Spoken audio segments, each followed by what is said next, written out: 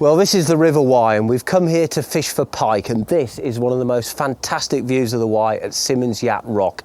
Now, people come here to watch peregrine falcons nesting and of course for this fabulous view of the river. But we're not actually fishing here, we're fishing a little way downstream at a fishery called the Bibblings. Well, walking on this old bridge is like walking on a trampoline. It's great, isn't it, Mick? One time, places like this were the exclusive playground of brigadiers and colonels, and even blokes like me and Mick can get on here, so standards mustn't slip. Hey, speak for yourself, mate. Well, have you know, we've gone up in the world. So, pike, well, the British record actually comes from a reservoir. It comes from Langdegfed in Wales, a fish of over 46 pounds. But we're going to try and catch a really big river pike. And the interesting thing is there is no official record for river pike, although I'm sure that the history books do record the capture of very large fish. And I'm here at the moment at the Natural History Museum in London. I've got Nigel Hewlett with me. Nigel works for both the Environment Agency and is on the British Rod Court Fish Committee. River pike, they're really interesting creatures. How do you get big river pike? What produces them? I think it's the same with all pike. It's food and somewhere to live, but particularly with river pike, and particularly looking at the Wye, it's the size of the food they're eating, the size of the prey. Every time they eat a meal, it gives them a lot of energy for not expending much energy to catch it. And I think that's a key factor with river pike. And if you look at the history of big river pike, two rivers stand out, the Hampshire Avon and the Wye. So do you think, Nigel, that on the Wye in particular, the fact that the game anglers are no longer culling the pike, do you think that's a factor? I think certainly the fact fisheries management practices are changing around the country is contributing to the development of pike fisheries. Well, as far as I'm concerned, and Nigel's already mentioned the River Wye, that is the finest pike river in England and Wales. It's a magnificent place, a place with monster pike, yes, a place of mystery, certainly, but you know, regardless of the size of the fish you catch, there is no finer place to go fishing than the River Wye on a nice cold October morning. Well, we're by the river now. It's absolutely lovely at the moment. We've got all the autumn leaves on the ground. The trees look outrageous. The river's very low, actually, but it looks really, really nice. And we're going to fish one of the old salmon pools on the river. It's very sort of steady, fairly deep, dark water, and it looks pikey. And we're going to float fish. Most of the time when I'm fishing on the river, I fish for pike with floats. I just find it's the best way, really. My favourite floats fishing on the river, believe it or not, are these cheap polystyrene sea floats. They cost next to nothing, and even at dusk when the light's really low, you can see these floats right across the river, right until the last trickle of light. And of course that is a key time to be catching pike. As far as the rest of the setup's concerned, well, it's relatively straightforward. I've got a 2 foot long wire trace, which has got a pair of size 6 trebles on it. This is an egg sinker here. Now, this basically is the weight required to either cock the float or nail a dead bait down on the bottom. And it's an interchangeable weight, so without detackling, you can take this sinker off and put a different weight on. So it's a really good system. These are interesting. It's the small things that often make a difference in fishing. I use these very bright fluorescent beads when I'm pike fishing, because when I've cast out and the bait's dropping through the water, I like to be able to see when my float hits the stop knot on the line. If I'm way over depth, it'll take a long time for that float to slide up to that stop knot, and I'm normally looking to be a controlled amount over depth. So I like to see the bead hit the stop knot. It helps me gauge whether I need to adjust the depth or not. So too's the line. Now, this isn't ordinary line, this is braided line. This braid is beautiful because you can see it and you can just pick it off the water with it being floating. So fluorescent yellow really helps you present your floated bait properly. And then again, on the subject of visibility, I mentioned that I like to see the bead hit the stop knot. I make my stop knots out of pole elastic, which is quite a bright fluorescent colour. I can see the bead slide up against it, and I know that my bait's properly set up. And that's it. Bit of an odd hodgepodge of tackle, really, but I think it's one that I've arrived at over a period of years of fishing for pike on rivers, and I feel really good using it. Catch a lot of pike. Talking of which, I think Mick's already beaten me to the swim, so I think I'll go and join him downriver and get a bait out there.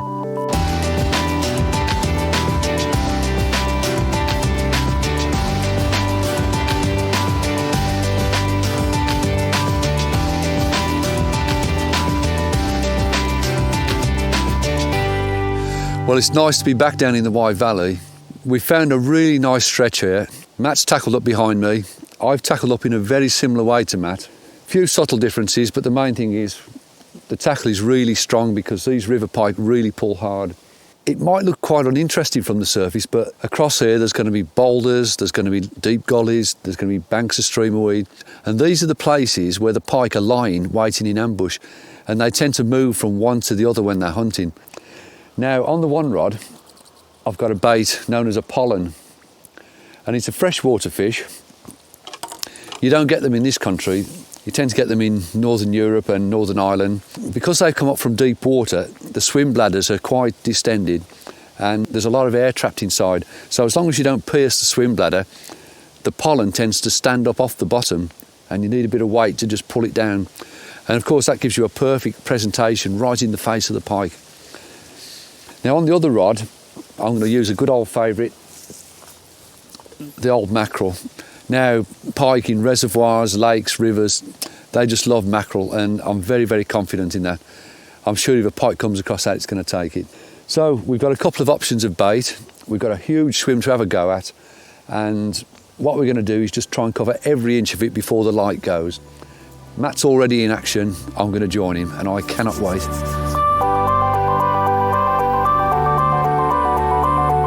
Right, let's just drop it in the margin and just see how it stands up.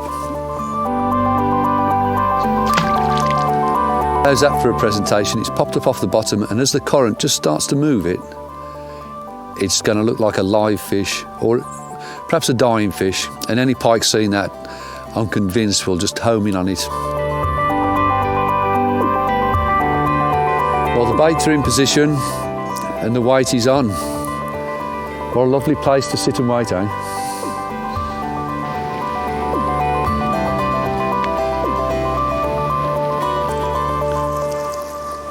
Oh yes, I've got one. Oh, it doesn't feel a bad one. I've been combing every little bit of the river and I've just tried under that tree where it's a bit quieter, where we haven't been making a noise on the bank, and got a bite in a very short time. So hope I don't lose it. I can see the bait on its nose. And here it comes now, coming up on the surface now, I think. No, it's not having it. Hey Matt. I've got one, you know, mate. You got one on? You know, we said we'd try under that tree. Yeah. It went within 2 or 3 minutes. Are you all right, mate? Well, I've got a tree in a very awkward place. Was that on a pollen? On a pollen, yeah, just popped up off the bottom. Oh, it's a double, all right. Oh, yes. Don't they fight hard, these river pike? Yeah, it's strong. It's been as awkward as it can be. You can see it.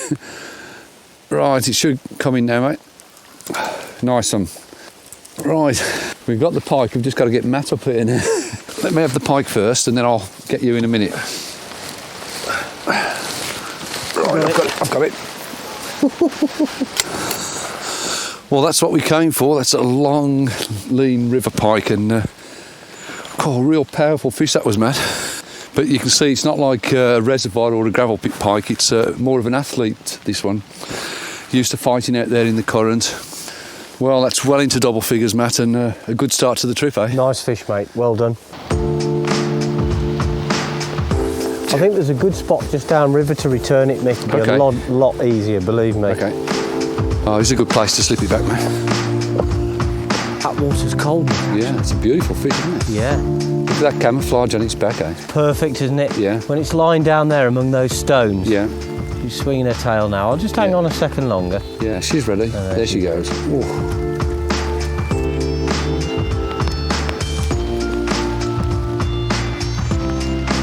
In terms of physical difficulty, this is probably some of the hardest pike fishing you're likely to do, and it really is hard here. The river really has the potential to turn up some much bigger fish, and certainly a 20 pounder is a good possibility. Matt and I, despite the rain and the horrible conditions, we're really fired up now. We're going to give it a good go anyway. Well, I've just leapfrogged upstream of Mick. I've moved up a little bit at a time, just hopping the rods up the bank to cover the water. Come to this cracking pool, but nothing yet. But we have caught a fish at least, and we've established that there are fish in this area, so that's good. The only downside, I think, is the fact it started raining. You can see how gloomy it is, and the forecast for tomorrow is for more heavy rain.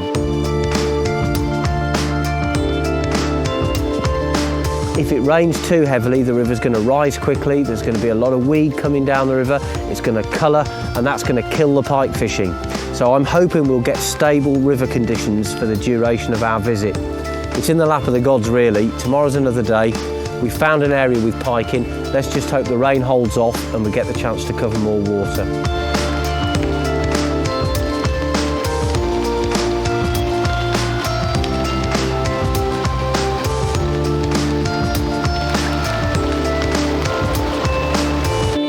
I've got it, Matt. I've arrived just in the nick of Yeah, time. This is last knockings, isn't it? Yeah, I mean, it's a well-known fact that pike do feed in darkness, and because the fishing's been difficult, we've stayed right into the blackness, and I've just been twitching this buoyant bait across the swim, and bang, something's had it. Feels a good fish. Probably another double, I think, Matt. It looks all right, actually. Oh, yeah. Here it comes. Try and net it now if you can, mate. Yeah, well, hang on, I'll just turn. Oh, it's powerful. Oh, it just doesn't want to come in. Go on, my son. I think it must be me. I must have lost my strength. Oh, I hope it goes in this time. It did. It went straight in there. That's a bigger one, Mick. Yeah, that's a bit of drama anyway. We've put it on these reeds. How's it hooked? Not too bad. Oh, quite. Just across its gill rakers a bit. See that one, yeah. Just can you lift that? Yep. Right, chuck that over the river. There you go, Mick. That's a nice pike. Well, that's not a bad pike, is it? No, it's a lovely pike, actually. Well, that's... You on onto that? It's a great end to what's been quite a difficult day, really. Well, that is one big fat river pike, and I reckon that's not far off £20, mate. It's not far out. We'll probably put it on the scales later, but I reckon it's not far off. And it's about 18 odd. I'm one happy man. Can't wait for tomorrow. What about you? No, not when you see fish like that.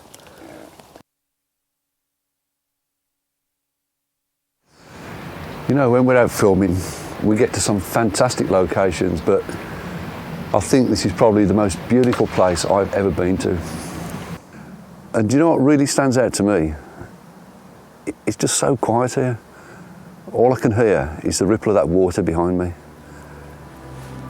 And that's quite rare today.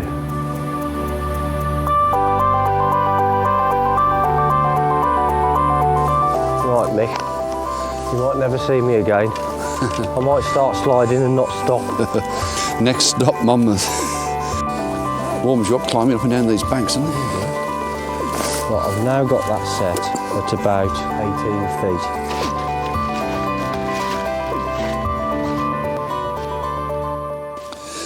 Well, we've caught some really nice pike on the dead baits, and if you fancy having a go at fishing dead baits yourself, you might not know how to actually put the hooks in. The hook positions are actually quite important. Most of the time I like to just put one hook right in the wrist of the tail, get it in really firmly so you can get a really good hefty cast, and the other one halfway down the flank, and that's it. It's as simple as that. Now the pike, when it picks up the bait, it'll tend to swallow it head first, and now you can see the reason why we've mounted the hooks in that way, because when we strike, the hooks are in the natural position to strike nice and cleanly. That method's fine when you're presenting the bait lying flat on the bottom, but the other method we're using is actually to trot the bait down the swim. Now I made the bait quite differently. I actually do it the other way around. One hook just in the top of the head, and the next hook just down by the dorsal fin. Now, the reason I do that is that it behaves a lot more naturally in the current instead of being dragged through backwards. So there's two very simple ways of mounting your dead baits. Methods I've used for many, many years, and they are very, very effective. Sometimes the bites can be really subtle that you get from these pike, and you've got to be aware for any slight movement or dither on the float. And in that case, it was just a piece of weed drifting through, but you've got to be vigilant. False alarm. What depth you got there, Mick? Well, I've set at 10 foot, but it's on the bottom. Well, I can't catch anything at the moment. I might as well be fishing in a puddle. Brownie's doing all right though. But at long last, I've got a take. Oh, yes. Oh, believe me, that feels good. Took it right across the river. Oh, thrown the bait. It's gone, Mick. Oh, mad. It's just thrown the bait. It was just sitting down there waiting for you, but oh well. You know why the fish came off? One of the other points of the treble had gone into the flesh of the fish. It only happens when you don't want it to, actually. That's right. Well, whatever I've done in a former life. I was just thinking about what you've done in this life, mate. You're right, actually, Mick. You can get down here and walk along the bank. Oh, this swim isn't as good as I thought it was, Matt. I thought it was going to be deep here, but you can see it's quite shallow. It might deepen off towards the far side.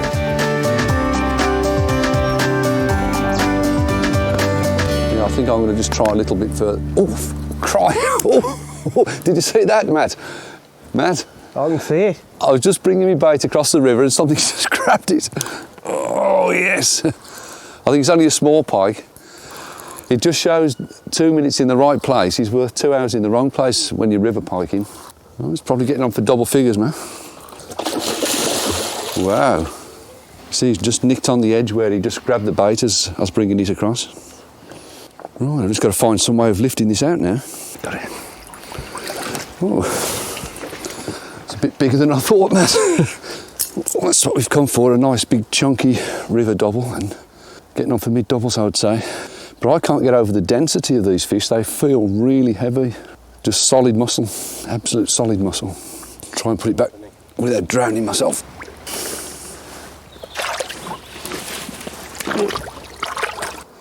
Well, that's just ready to go. There's no need to hold it for long.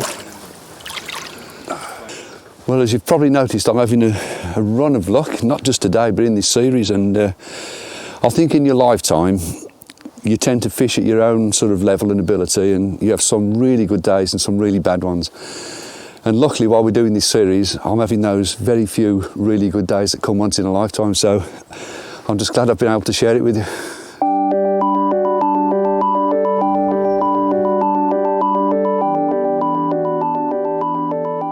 Mick spoke about how he's on a run of good luck at the moment, and it's exactly the opposite for me. No matter what I do, it just doesn't seem to go right, and I know it's not anything to do with the way I'm fishing, because I'm fishing as hard as I ever have, and you know when you're fishing well and you know when you're fishing like a plonker. And at the moment I'm fishing really, really well, but I'm just not getting that rub of the green, and it's very, very frustrating. I've been in this situation before, and there's absolutely nothing you can do to get out of it. Whether you just kid yourself that you're fishing well or not, I don't know really. When you're on a run like this, it's so difficult, and it's so frustrating, it really is. You start to ask yourself, you know, what should I have done, what could I have done different, and quite often the answer is nothing really. You just didn't have to drop your bait in the right place at the right time.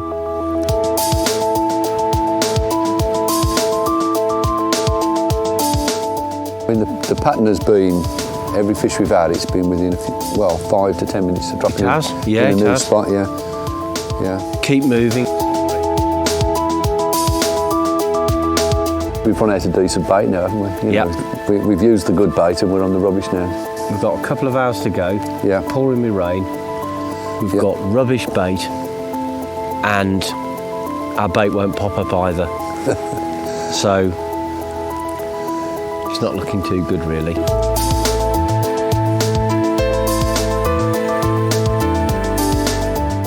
I think I might have some interest in this trotted bait. It seems to be moving along anyway. It isn't, it's just the bait actually.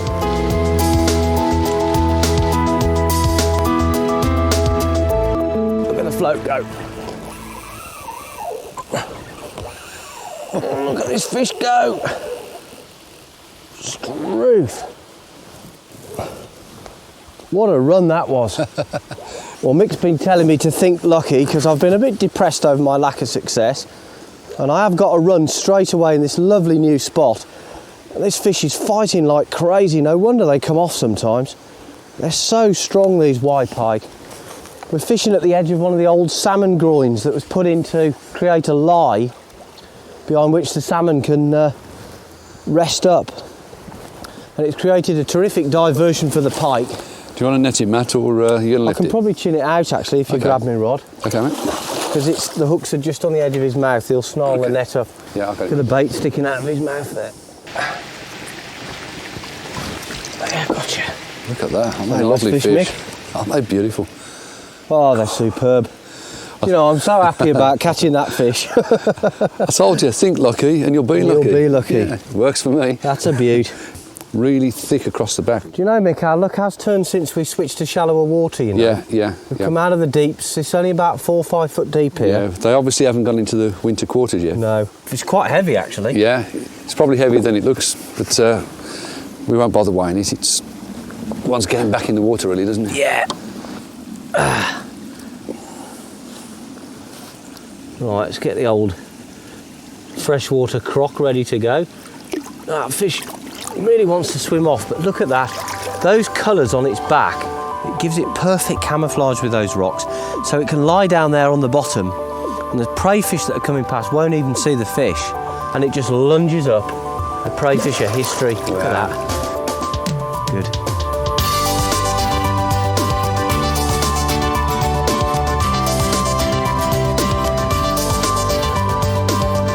I reckon another 5 minutes here and work down to the next swim. I've just walked down actually, and it does deepen off a little bit down there. Yeah.